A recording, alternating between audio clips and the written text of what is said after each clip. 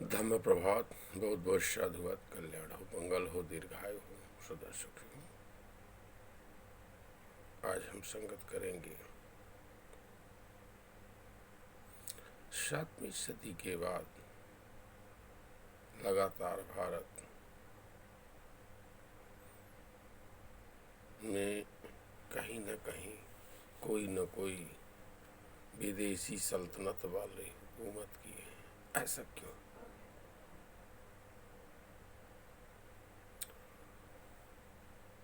सातवीं सदी के बाद श्रवण संस्कृति में विद्रूपीकरण पैदा हो गया। श्रवण संस्कृति का संघ छिन्न भिन्न हो गया, भिन्न भिन्न हो गया। तो इस तरह से जो लोगों के मन में संशय, भ्रम, संदेह की स्थिति पैदा हो गई, अस्पष्टता पैदा हो गई। अब वो न तो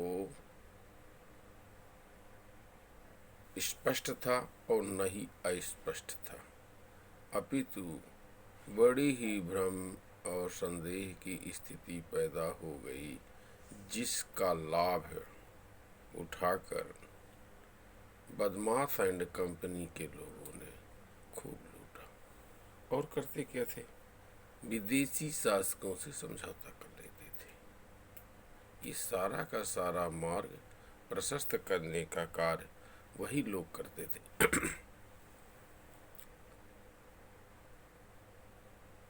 तो गैर श्रवण संस्कृति के लोगों ने अपने आप को स्थापित करने के लिए लगातार 7वीं सदी के बाद से ये सब करते रहे। कभी लोधी डायनेस्टी आता है, कभी मुगल डायनेस्टी आता है, तो कभी खिल्जी डायनेस्टी आता है, तो कभी गुलाम डायनेस्टी आता है।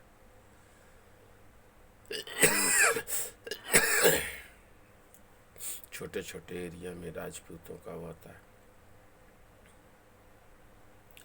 उसका कारण यही है। और दूसरा जो है महत्वपूर्ण बात, ठीक है, गैर श्रवण संस्कृति के लोगों ने ऐसा किया, तो श्रवण लोग क्या कर रहे थे? अब ये महत्वपूर्ण प्रश्न उठता है ना कि श्रवण संस्कृति के लोग क्या कर रहे थे? तो श्रवण संस्कृति के लोग ही गैर श्रवण बनते चले गए।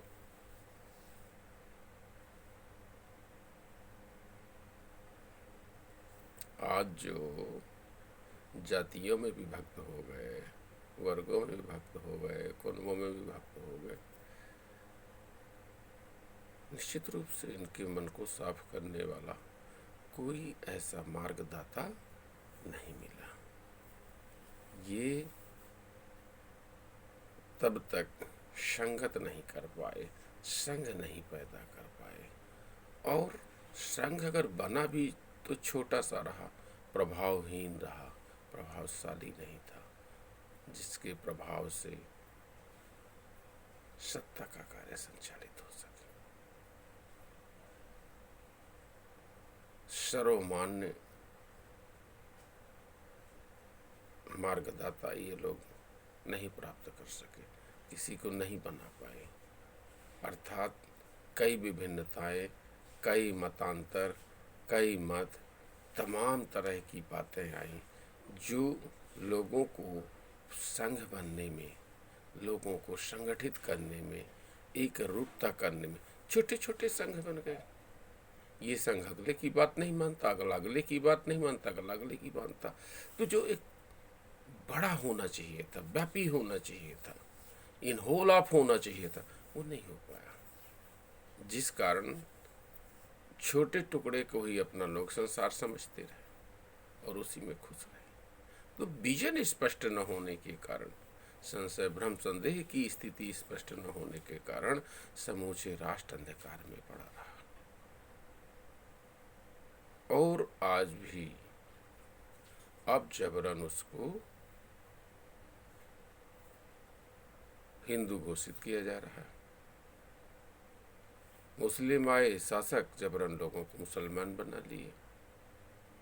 ये तमाम तरह की चल रही है, तो भारत पुनः अपने वैभव में तब आएगा जब अपने अतीत को दोहराएगा। इसलिए आप सब लोगों को अतीत आवश्यक रूप से जानने की आवश्यकता है, संघ आवश्यक रूप से बनाने की आवश्यकता है। उत्तर भारत से दक्षिण भारत, पूर्व भारत से पश्चिम भारत तक जब तक आप लोग अपने विचारों का संप्रेषण नहीं करेंगे, संघ स्थापित नहीं करेंगे, कोई बात करने वाली नहीं है। बहुत बहुत साधुवाद। कल्याण हो, मंगल हो, दीर्घायु, सदा सुखी हो।